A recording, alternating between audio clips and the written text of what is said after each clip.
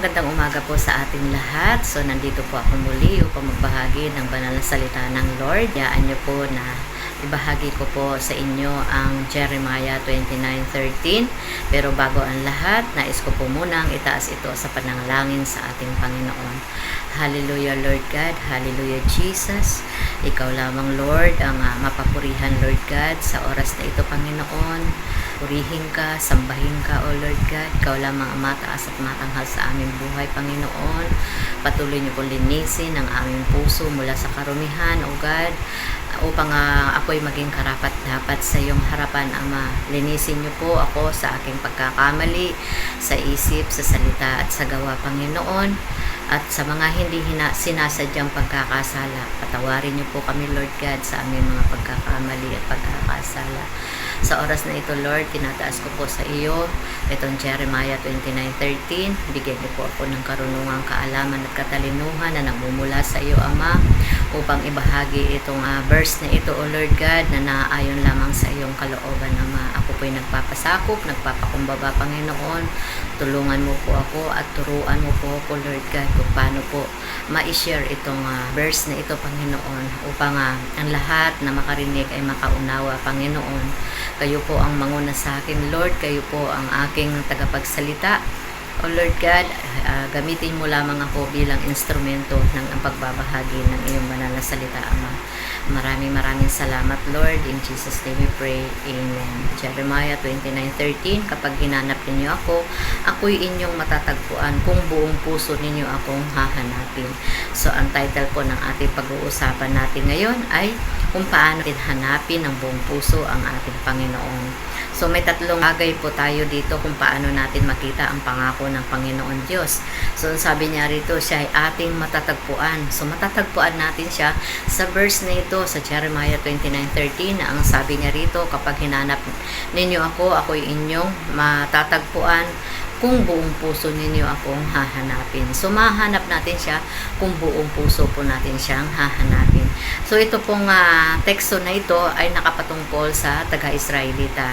No? Ang sabi niya rito, ito po ay patungkol sa mga taga-Israelita na pinapahintulutan ng Panginoon Diyos na mabihag sa Babylonia ng 70 years. Biro niyo po, katagal, no? 70 years. Kaya karamihan na sa kanila ay namatay na at ang yung iba naman ay nagkaanak na.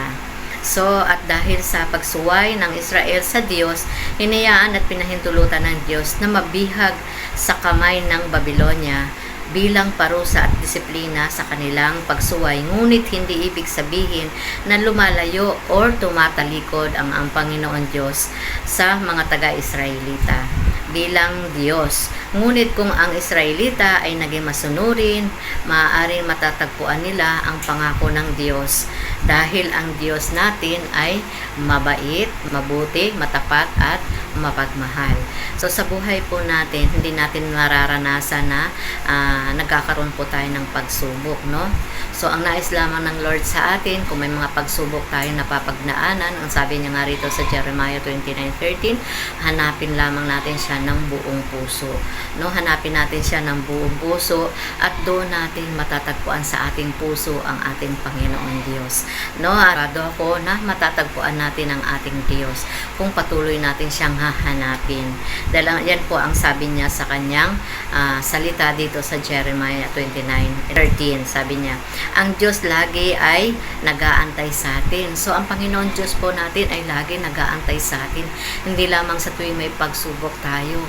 Sa araw-araw, inaantay po tayo ng ating Panginoon Diyos. Amen po ba? So, kung meron po tayong problema na hindi na natin kaya, meron tayong pagsubok na hindi na natin kaya, itaas lang po natin ito sa ating Panginoon. Sapagkat wala po makakatulong sa atin, walang makakapagresolba nito, kundi ang gabay at patnubay sa atin ng Diyos. Amen po ba? Sabi niya rito sa pangalawa, siya ay ating mararamdaman. So, minsan po kasi ang tao ay matigas ang ulo, no? Nature na ng tao yun, no? Nature na ng mga tao na may katigasan ng ulo. Pero bagamat may matigas ang ating ulo, no? Minsan pakiramdam natin na unti-unti na tayong lumalayo sa ating Panginoon. Unti-unti na nating hindi nararamdaman ng Diyos. Bakit? Dahil sa pinapairal po natin ang ating mga katigasan ng ulo. Pero kung patuloy lamang tayong lumalapit at titiwala sa ating Panginoon Diyos, hindi natin mararamdaman na hayaan na tayo ng Diyos, hindi mararamdaman na hindi na tayo mahal ng Diyos, nasalanan na hindi na dapat gawin. Huwag na po natin gawin yung mga bagay na hindi nakakalugod sa ating Panginoon. Kasi ayaw ng Lord na nabubuhay tayo sa kasalanan. Dahil tinubos na tayo ng kanyang banal na dugo. Hindi po biro ang itinubos sa atin ng Lord, no? Huli po ang pinantubos sa atin. Kaya tayo nawala ang kasalanan dahil ang dugo ng Lord ang siyang dumadaloy na ngayon sa ating buhay. Binigay ng Ama ang bugtong niyang anak o nagpapahako siya sa krus, sinakripisyo niya ang kanyang buhay para tayo ay magkakaroon ng buhay na kaaya-aya upang makamit natin ang biyaya ng Panginoon na nagmumula sa Kanya. So bakit po natin ulit-ulitin pa yung mga kasalanan na hindi na dapat natin pang ipamuhay sa ating buhay? Kasi kung patuloy po tayo na nagawa ng pagkakasala, para din po nating ipinapako uli ang ating Panginoon sa krus. Di po ba napakasakit noon na ang Panginoon Diyos nagbuwis na ng kanyang buhay para sa atin. Sino ba naman tayo para kanyang tubusin mula sa ating mga kasalanan? Diba? Pero dahil mahal na mahal tayo ng Lord, ibinigay niya ang kanyang kaisa-isang anak upang tayo ay maligtas sa kasalanan. Diba po, napakabuti ng ating Panginoon. Siya ay mapagmahal ng tunay sa atin. Yan po ang dapat nating makita. Hindi na dapat nating ipamuhay. Iwasan na po natin sa ating buhay. So, ano po ba yung mga kasalanan na yun? Ilan sa mga halimbawa na kasalanan na huwag ka nang magsinungaling, huwag ka nang makipag-away, huwag ka nang makikiapid, huwag ka nang nira sa kapwa, no? Huwag po, magmahalan po ang bawat isa. Dahil ang nais ng Panginoon Diyos ay magmahalan tayo. Amen. 14 verse, Mateo 27:46.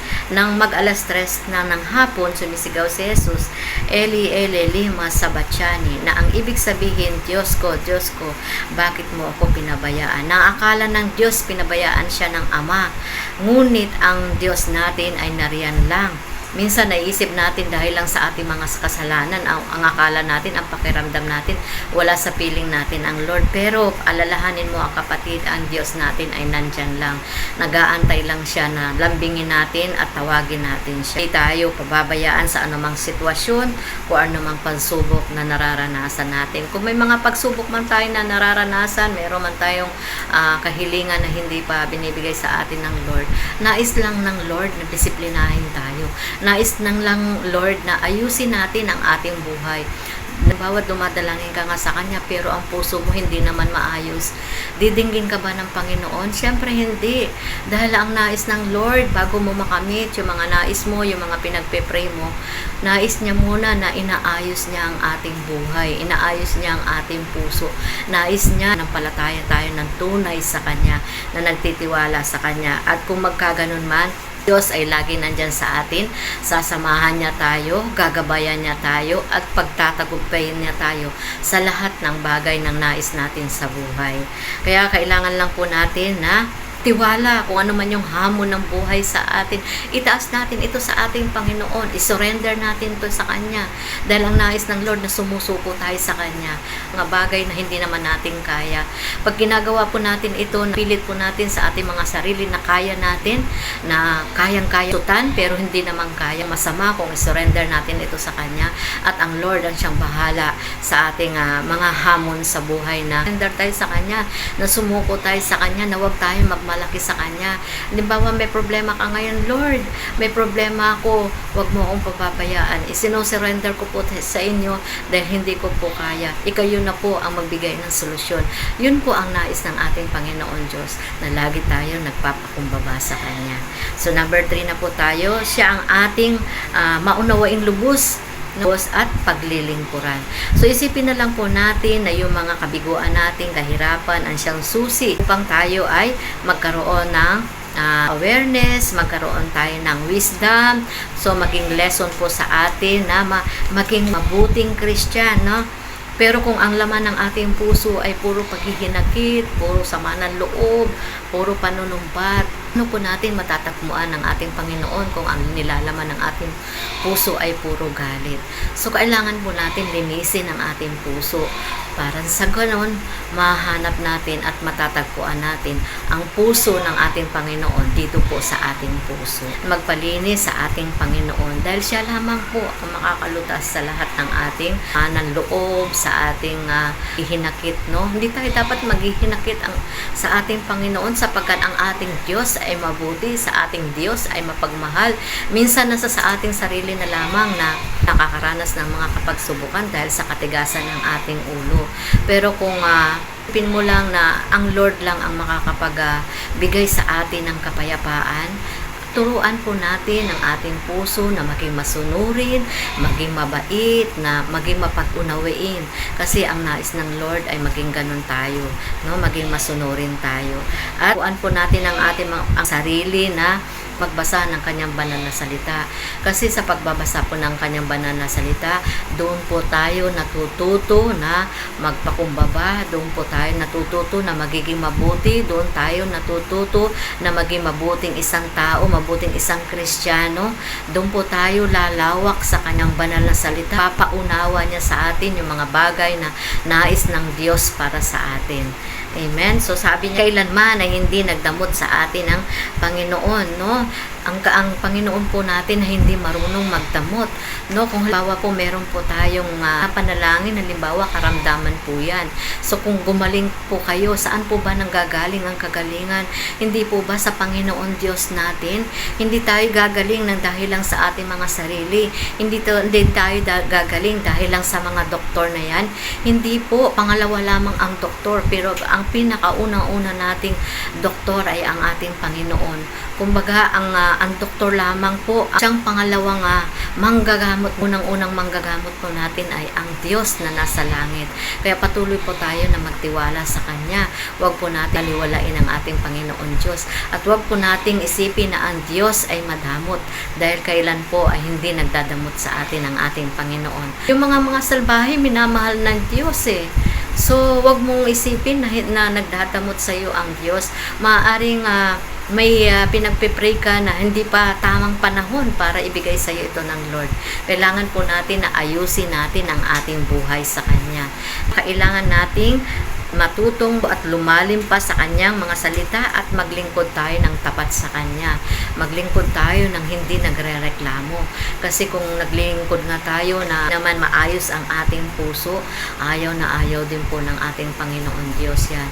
Ang nais ng Diyos na naglilingkod tayo, na may masayang puso, nagagalak tayo sa kanyang paglilingkod sa kanya, no? Dahil ang gusto ng Lord na tayo ay nagiging mabuting anak niya. No, ayaw ng Lord na mikilos ka nga pero meron ka namang sama ng loob. Meron kang pagdadabo, meron kang pagrereklamo. Ayaw na ayaw po ng Lord yan. Naglilingkod po tayo, nasabi niya rito, maglingkod tayo ng tapat at naayon sa kalooban ng Panginoon Diyos, dahil nabibigyan po natin ng katuwaan ng Lord, no? Hindi po ang kapwa natin, hindi po yung mga bishop natin, hindi po yung mga pastor na yan, hindi po yung mga kaibigan na yan, kundi ang Panginoon Diyos ang nabibigyan natin ng kagalakan sa puso. Amen? So, ang sabi niya rito sa Santiago 3:17, ngunit ang may karunungan mula sa Diyos, una sa lahat ay malinis ang pamumuhay, may ibigin, sa kapayapaan, mahinahon, mapagbigay, mahabagin, masipag, ipag sa paggawa ng mabuti. So, ang nais ng Diyos sa atin ay mamuhay tayo ng may maibigin na puso, no? Nais ng Lord sa atin na meron tayong kapayapaan sa ating puso. Nais ng Lord na meron tayong pusong mahinahon. So ano man yung mga timpi, galit na yan, yung mga pag-uugali na hindi maganda, alisin na po natin sa ating buhay yan. Kasi ayaw ng Lord na nabubuhay tayo sa ganon. Na kailangan mamuhay tayo na mapagbigay. Hindi lamang sa financial tayo maging mapagbigay, maging mapagpo tayo sa pagmamahal, no? Maging mapagbigay tayo sa concern sa kapwa, no? Marami pong ibig sabihin na maging mapagbigay. Kailangan po nating gawin yung mga bagay na yon, lalong-lalo na sa mga kapatiran natin at lalong-lalo na sa mga hindi pa natin nakakasama sa church. So, paano po natin sila maisasama kung nagiging madamot po tayo, kung nagiging hindi po maganda ang ugali natin sa kanila. Kaya magiging encouragement po tayo sa kanila. So, kailangan po natin na ulong sa no? So, ayaw ng Lord na may tinatangi tayo sa pagtulong, no? Kung sino po ang nangangailangan, tulungan po natin. Kung wala po tayong financial na may abot sa kanila, itaas po natin ito sa panalangin. Kasi mas the best po ang panalangin na iaalay natin sa Panginoon Diyos. Okay rin po ang sa mga financial, kung ano man yung meron kang available. At hindi lamang sa available, kahit na i-share mo siya doon sa personal mong pagkain, pera, or ano man yan na meron ka, i-share po natin ito sa ating wala sila, na nahihirapan sila sa buhay, yung alam mo na silang hanap buhay, yun po ang tulungan natin. Kasi ang nais ng Lord na tayong lahat ay maginhawa, nagtutulungan, nagmamahalan, nang walang pagkukunwari. Kasi nakikita ni Lord yan sa puso natin kung totoo po tayo na naglilingkod sa ating kapwa. No, kung totoo tayo na naglilingkod sa kapwa, nagagalak po ang ating Panginoon. Hindi ang kapwa mo ang natutuwa sa pagtulong mo sa Kanya, hindi ang sarili mo, kundi ang Panginoon Diyos ang nabibigyan natin ng kagalakan sa puso. So, meron po tayong tatlong paraan kung paano po natin mahanap ang ating Panginoon, no, sa bawat araw. Maglaan tayo ng oras bawat araw, no? Hindi po sinabi na maglaan tayo ng bukas, maglaan tayo ng kinabukasan, hindi. Ang sinasabi po rito, maglaan po tayo ng oras para sa Kanya. Para saan? Para sa panalangin, no? Manalangin tayo, masaya man tayo ngayon, hindi man tayo masaya, kailangan po natin na manalangin para proteksyonan tayo ng ating Panginoon at mas lalo pa tayong lumawak sa Kanya. Pangalawa, ang sabi niya rito, maglaan ng oras para sambahin, manalangin, at pag-aralan ang Kanyang banal na salita. So, pag-araw po ng Sunday, huwag po natin kalimutan na hindi tayo makapagsamba. Ibigay po natin ang ating araw at oras para sa Panginoon sa pagsamba. Kasi ang Lord po natin, nais niya, nakatagpuin natin sa pamamagitan ng pagsamba sa Kanya sa araw ng Sunday. No? Sa na yun, hindi po buong araw yun. Oras lamang ang hinihingi niya. So, kailangan po ilaan natin ang pagsamba sa Kanya, pasalamat, magpuri sa Kanyang banal na tahanan, at manalangin po tayo sa Kanya para lalo po tayong lumalim sa Kanyang banal na salita. At ang pangatlo, maghanap ng isang lugar na kung saan maaari on sa panalangin na walang distraction. So, halimbawa po, nasa maraming lugar ka po, nais mong manalangin, pwede po kayo maghanap ng lugar na kung saan tahimik, wala nakakaistorbo, nakausapin mo ang Lord ng one-on-one ang ating Panginoon. Kasi gusto ng Lord na one-on-one mo siyang kausapin para magkaunawaan kayo ng bawat panalangin mo. No? So, manalangin po tayo, maglaan po tayo ng oras, no, para sa Kanya. Hindi po bukas, hindi po pangalawa, hindi sa susunod na araw. Oras ang ilaan natin para sa Kanya, no? Every minute, every hour, kailangan po tayo manalangin sa Kanya upang ang gabay at patnubay ng ating Panginoon Diyos ay lagi nandyan para sa atin, no? Hindi yung ayaw mo na, no? May ginagawa ka, ayaw mo na. So, paglaanan po natin kahit gaano po tayo ka-busy. Ibigay po natin ang panahon at oras sa ating Panginoon. Amen. So, sa conclusion na po tayo, tandaan natin na ang Diyos natin ay mabait, may favor ang Diyos para sa atin. So, lahat ng prayer natin ay dinidinig ng Diyos kasi hindi po bingi ang Diyos. Lahat po ng dinadalangin, pinapanalangin natin, naririnig po niya ito. Kumbaga, pinaprocess niya po ang lahat bago niya ibigay sa atin upang tayo ay masiyahan. Pilihin lamang natin na malinis ang ating puso. Blessing ay nakalaan para sa atin. Alam po natin na mahal po tayo ng ating Panginoon Diyos. Amen po ba? Maraming salamat, Lord, sa katuruan na ito, Panginoon ko, na patuloy po namin kayong hanapin, Panginoon, upang lagi ka namin matagpuan, Lord God, sa aming mga puso. Alam ko na may magandang plano ka sa bawat isa, Lord God. Alam ko na di ka nagsasawa na dinggin ang aming mga panalangin, Ama.